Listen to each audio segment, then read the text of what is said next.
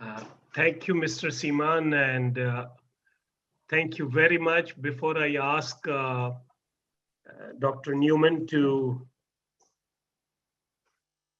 give us an English translation of what Mr. Seaman said, may I, on behalf of the people of Punjab and all the farmers at the Delhi border, to whom you sent a delegation of the Nam Tamilar Kachi, may I, on behalf of all of them, say Mika Nandri to you and to your party.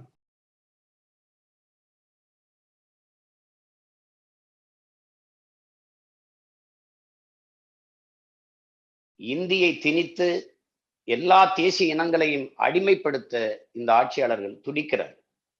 ஒற்றை கட்சி, ஒற்றை ஆட்சி, ஒற்றை மதம் என்கிற போக்கிலே இந்த தேசத்தை நகர்த்தி கொண்டு போகிறார்.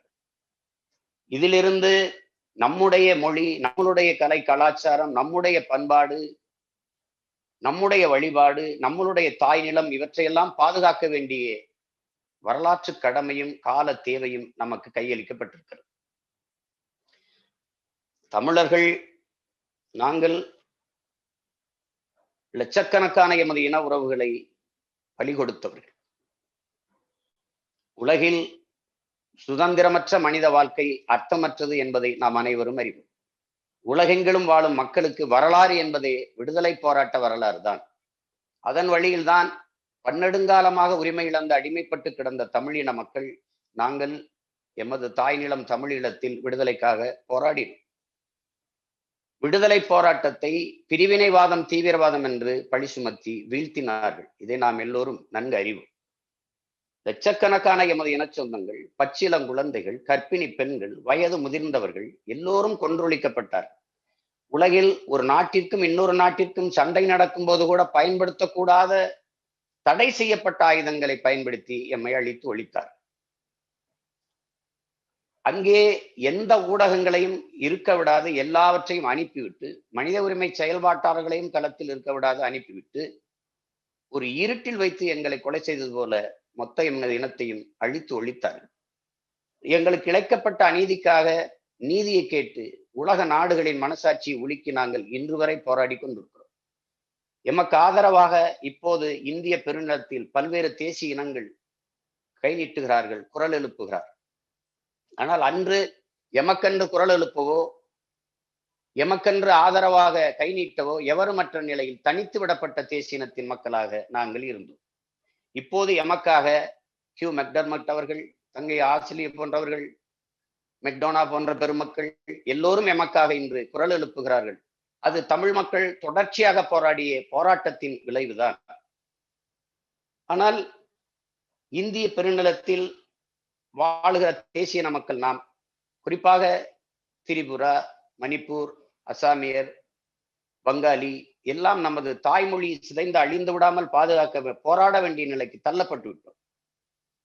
தமிழர்கள் நாங்கள் எங்கள் மொழியை சிதைய கொடுத்து சிதைந்து அழிந்து கொண்டிருக்கிறோம். எமது கலை இலக்கிய பண்பாட்டை சிதைய கொடுத்து எமது இன அடையாளத்தை தொலைத்து கொண்டிருக்கிறோம். இது எல்லாவற்றையும் விட எமது வளங்களை களவு கொடுத்து கொண்டிருக்கிறோம். ஒரு பக்கம் மீத்தேன், ஈத்தேன், ஒரு பக்கம் ஸ்டெர்லைட். உங்களுக்கு தெரியும், அந்த ஸ்டெர்லைட்டை எதிர்த்து போராடிய போராட்டத்தில் 15 உயிர்களை நாங்கள் பலியிட்டிருக்கிறோம். அரசு, மக்களுக்கு ஆதரவாக இருக்க வேண்டிய அரசு தன் சொந்த குடிகளை சுட்டு கொன்ற கொடுமை இங்கு நிகழ்ந்தது. ஆந்திர காடுகளில் 20 பேரை அந்த மாநில அரசு சுட்டு கொன்றது. ஒரு மனித உரிமை செயல்பாட்டாளர் கூட எங்களுக்கு ஆதரவாக அன்று குரல் எழுப்பவில்லை. அது ஒரு கொடும் துயரம். இந்திய கடலுக்குள் மீன்பிடிக்க சென்ற எமது தமிழ் இன உறவுகள், மீனவர்கள் சிங்கள இராணுவத்தால் சுட்டுக் கொல்லப்பட்டார். 840 மீனவர்கள் இதுவரை பலியாயிருக்கிறார். ஆனால் யாரும் இதை, இந்திய ஆட்சியாளர்களோ அரும்பெரும் தலைவர்களோ யாருமே இதை கண்டிக்கவில்லை. இப்படி பல்வேறு துயரங்களை தாங்கி நிற்கிற ஒரு தேசிய இனம் எழுச்சியுற துடிக்கிற போது நாங்கள் பல தேசிய இனங்களை இணைத்து கொண்டு மேலே எழ வேண்டும் என்று நினைக்கிறோம். ஏனால் ஒரு நாட்டுக்குள் வாழ்கிற ஒரு இன மக்கள் அதே நிலத்தில் வாழ்கிற பிற மொழிவழி தேசிய இனங்களை பகை இனங்களாக மாற்றிக்கொண்டு வெல்ல முடியாது என்கிற யதார்த்த புரிதலில் இருந்துதான் நாங்கள் இந்த முடிவுக்கு வருகிறோம். எனவே என் அன்பிற்கினியவர்கள், என்னுடைய மதிப்புக்குரியவர்கள், நாம் எல்லோரும் தொடர்ச்சியாக இந்த ஒரு நிகழ்வோடு இல்லாது தொடர்ச்சியாக அரசியல் தளத்தில் சமூக தளத்தில் இணைந்து பயணித்து நமது இன மக்களின் உரிமையை மீட்டு நமது இன பிள்ளைகளின் எதிர்கால நல்வாழ்வை பாதுகாத்து வைக்க வேண்டிய கட்டாயத்துக்கு தள்ளப்பட்டிருக்கிறோம் என்பதை உணர்ந்துதான் நாம் இங்கே ஒன்று கூடியிருக்கிறோம். இங்கே இந்தியாவில் கூட்டாட்சி, மாநில தன்னாட்சி இதையெல்லாம் பேசினார்கள். பல்வேறு அறிஞர்கள் கருத்துக்கள் எடுத்து வைத்தார். இங்கே இந்தியாவில் கூட்டணி ஆட்சி இருக்குதே ஒழிய கூட்டாட்சி இல்லை. இது கூட்டாட்சி தத்துவத்தை ஏற்றுக்கொண்ட நாடு என்கிறார். ஆனால் இந்தி மட்டும்தான் ஆட்சி மொழியாக இருக்க வேண்டும் என்கிறார்கள். ஆனால் அரசியல் அமைப்பில் 22 மொழிகள் ஆட்சி மொழியாக இருக்கலாம் என்று இருக்கிறது. ஆனால் இந்தி மட்டும்தான் ஆட்சி மொழி, இந்தி மட்டும்தான் அலுவல் மொழி என்று சொல்வதை எப்படி ஏற்பது? அதனால்தான் நான் சொல்லுகிறேன், பல மொழி என்றால் ஒரு நாடு இருக்கும், ஒரே மொழி என்றால் பல நாடுகள் பிறக்கும் என்று நான் எச்சரித்தேன் ஆட்சியாளர்களுக்கு. அப்போ இங்கே மத்தியில் கூட்டாட்சி, மாநிலத்தில் தன்னாட்சி மலர வேண்டும் என்றால் நாம் செய்ய வேண்டிய ஒன்றே ஒன்றுதான் என் அன்பிற்குரியவர்களே. மாநில கட்சிகள், தேசிய இனங்களின் கட்சிகள் அதிகாரத்திற்கு வர வேண்டும். ஒற்றை கட்சி ஆட்சி முறையை ஒழிக்க வேண்டும். பாரதிய ஜனதாவே ஆள்வது, விட்டால் காங்கிரஸே ஆள்வது என்கிற நிலையை இந்த நிலத்தில் அகற்ற வேண்டும். தமிழ்நாட்டை தமிழர்கள் நாங்கள் ஆள வேண்டும், எங்கள் கட்சி வர வேண்டும், இந்த உணர்வு கொண்டவர்கள் வர வேண்டும். அதை போல வங்காளத்தில், அதை போல திரிபுராவில், அதை போல அசாமில். ஆனால் இந்தியாவை யார் ஆள்வது? எல்லோரும் கூடி பேசி ஒரு வட்ட மேசை, ஒரு ரவுண்ட் டேபிள், அங்கு உட்கார்ந்து ஒன்றிணைந்து பேசி யார் ஆள்வது? சுழற்சி முறையில் ஆள்வோம். 5 ஆண்டுகள் ஒரு தேசிய இனத்திற்கு, அசாமிற்கு ஒரு 5 ஆண்டு, பீகாரிக்கு ஒரு 5 ஆண்டு, பஞ்சாபிற்கு ஒரு 5 ஆண்டு, வங்காளிக்கு ஒரு 5 ஆண்டு, அப்படி வரட்டும், சுழற்சி முறையில் வரட்டும். ஆனால் இந்திய தாய்மொழியாக கொண்டவர் தான் ஆள முடியும் என்கிற நிலையை எப்படி ஏற்கிறது? அது எப்படி ஏற்கிறது? அப்போ ஒற்றை கட்சி ஆட்சி முறையை ஒழிக்காது இந்தியாவில் கூட்டாட்சி பிறக்க வைக்க முடியாது, மாநில தன்னாட்சி பெற முடியாது. அதில் நாம் ஒரு உறுதியான நிலைப்பாட்டுக்கு வர வேண்டிய தேவை இருக்கு. அதுதான் நீங்க இருக்கிற இறுதியான வழி. எந்த உரிமையும் இல்லை. கல்வி கிடையாது, தனியார் மயம். மருத்துவம் கிடையாது, தனியார் மயம், பிரைவேடைசேஷன். உலக உயிர்களின் உயிர் தேவையாக இருக்கிற தண்ணீர் மிக உயர்ந்த சந்தை பொருள், விற்பனை பண்றார். தண்ணீர் கிடையாது. 2020 நிலத்தடியில் ஒரு சொட்டு தண்ணீர் இருக்காது என்று நிதி ஆயோக் சொல்லுது. ஆனா 2020 எப்போ? இப்பதான். ஆனால் இந்தியாவிலே உலகத்திலே அதிகமாக நிலத்தை உறிஞ்சப்படுகிற நாடு இந்தியாவா இருக்கு. முதலாளிகளின் விற்பனை பொருளாக தண்ணீரை மாற்றிவிட்டது. இது ஆழ்ந்து நாம் சிந்திக்க வேண்டியிருக்கு. தண்ணீர் மனித தேவை மட்டும்தானா? உலக உயிர்களின் உயிர் உடைமை இல்லையா? நாம் கடையில் வாங்கி தண்ணீரை குடிக்கலாம். மற்ற உயிரினங்கள், மான், நாய், பூனை, யானை, புலி, சிங்கம், கரடி, கொக்கு, சிட்டு, மயில் இவையெல்லாம் என்ன செய்யும்? மரங்கள், செடி, கொடி, பூக்கள் இதெல்லாம் எங்கே போகும்? ஏன் இந்த சிந்தனை இல்லை? கடைசியாக சாலை, அது 60 கிலோமீட்டருக்கு 60 ரூபாய் சுங்க கட்டணம், சுங்கம் முடிஞ்சு. கடைசியாக வானூர் நிலையம், ஏர்போர்ட், அது பிரைவேடைசேஷன். கடைசியாக ராணுவம் இருந்தது, நாட்டின் பாதுகாப்புக்கு இருக்கிறது மிலிட்ரி ஒன்றுதான் ராணுவம். அதிலே 100 விழுக்காடு அந்நிய முதலீடு. எல்லாமே தனியார் மயம் என்றால் அரசின் வேலை என்ன? அரசின் வேலை என்ன? வங்கிகள் தனியார் மயம். அப்ப எல்லாமே தனியார் மயம் என்று போகும்போது மக்களுக்கென்று எந்த உரிமையும் இல்லாத போய்விடுகிறது. தனிப்பெரும் முதலாளிகள் பெருத்து கொழுத்து வளர்ந்து வாழ்வதற்கு ஒட்டுமொத்த தேச குடிகளையும் பலியிடுவதை எப்படி சகித்துக் கொண்டு இருப்பது? மாநிலத்தில் எந்த உரிமையும் கிடையாது. ஜிஎஸ்டியில் 90 விழுக்காடு வரி மத்திய அரசுக்கு போயிருது. ஒரு பேரிட காலங்களில் நாம் கஷ்டப்படும் போது கூட, துன்பப்படும் போது கூட நமக்கு திருப்பி அதை ஈடுகட்டுவதற்கு, அந்த பேரிடரை மீட்பதற்கு திருப்பி பணம் அரசு தருவதே இல்லை, மத்திய அரசு. எப்படி என்றால் எல்லா உரிமையும் இழந்துவிட்டு ஒரு சிறை கூடாரத்தில் தேசிய இனங்கள் இருப்பது போல, சிறைச்சாலைக்குள் இருப்பது போல சிக்கி கொண்டு வாழ்வதை எப்படி நம்ம சகித்து கொண்டிருப்பது என்பதுதான் அறிவார்ந்த எனது மதிப்பு மிக்கவர்களிடத்திலே நான் எழுப்புகிற கேள்வி. எனவே நமது உரிமை என்பது தனிப்பட்ட என்னுடைய உரிமை, தனிப்பட்ட உங்களுடைய உரிமை இல்லை, நம் இனத்தின் உரிமையாக இருக்கிறது. எனவேதான் நாம் நம் உயிரை விட உரிமையை மேலானதாக நாம் மதிக்கிறோம். இதைத்தான் எங்கள் தலைவர், உயிரை இழக்கலாம், அது தனிப்பட்ட ஒருவனுக்கான இழப்பு, ஆனால் உரிமையை ஒருபோதும் இழக்க முடியாது. ஏனால் உயிரினும் மேலானது எமது உரிமை, எமது இனத்தின் பெருமை மிக்க வாழ்வு என்று எங்களுக்கு கற்பிக்கிறார். அப்படித்தான் இங்கே பேசிய தங்கை காயல வந்து காதல் கன்னியா அவர்கள் கூட சொன்னார், திரிபுராவில் வந்து என்னென்ன சிக்கல்கள் இருக்கு. நாங்கள் அந்த என் அன்பு சகோதரிக்கு துணையாக எங்கள் கட்சியில் இருந்து நாங்க போய் நின்னோம். அதே போல எப்பவுமே எங்கள் ஐயா ஜக்மோகன் சிங் கூட நாங்கள் பஞ்சாபிய சீக்கிய மக்களோடு நாங்கள் எப்பவும் உறவாக தோல் கொடுத்து நிற்கிறோம். அதே போல காஷ்மீரிய மக்கள், எங்கள் தாய் நிலத்தில் ஈழத்தில் என்ன நடந்ததோ எங்கள் இனத்திற்கு அதுதான் காஷ்மீரில் இன்று நடந்து கொண்டிருக்கிறது. அதுதான் ஒரு மாநிலமாக இருந்ததை, 370 உரிமையை பெற்றிருந்ததை, ஒரு தன்னாட்சி அதிகாரத்தை பெற்றிருந்த மாநிலத்தை இரண்டாக பிரித்து ஒன்றிய பிரதேசமாக யூனியன் டெரிட்டரியா மாத்தினது எவ்வளவு பெரிய கொடுமை. ஒன்றத்துக்கு, அதாவது உரிமையை கேட்கிறவர்களை, சுதந்திரம் கேட்கிறவர்களை பிரிவினைவாதிகள் பயங்கரவாதிகள் என்று பழி சுமத்தி கொண்டிருப்பதை எப்படி சகிப்பது? ஒடுக்குகிற தேசியனத்தினம் இருந்து ஒடுக்கப்படுகிற தேசியனம் விடுதலை பெற விரும்புவது தன்னுரிமை. அந்த தன்னுரிமையை போராடி பெற வேண்டியது ஒவ்வொரு தேசிய இனங்களின் பிறப்புரிமை என்று லெனின் சொல்கிறார், ரஷ்ய புரட்சியாளர். ஒரு வீட்டில் திருமணம் முடித்து வருகிற பெண் அவள் வாழ விருப்பம் இல்லாமல் பிரிந்து செல்ல விரும்புகிறாள், மனமுறிவு பெறுகிறாள், டைவர்ஸ் பெறுகிறாள் என்றால் அவள் குடும்ப உறவையை சிதைக்கிறாள் என்று பேசுவது எப்படிப்பட்ட பைத்தியக்காரத்தனமோ, அப்படி ஒரு தேசிய நம் விடுதலை பெற விரும்புவதை பிரிவினவாதம் என்று பேசுவதும் அப்படிப்பட்ட பைத்தியக்காரத்தனம் தான் என்று.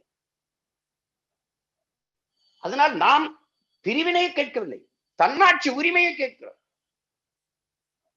மொத்த அதிகாரத்தையும் ஒரே இடத்தில் மத்திய அரசு குவித்து வைத்துக் கொள்வதை நாம எதிர்க்கிறோம், அதை ஏற்கல. எல்லா அதிகாரத்தையும் நிர்வாகத்தையும் மாநிலங்களின் உரிமையாக்கி பரவலாக்குங்கள் என்று சொல்றோம்.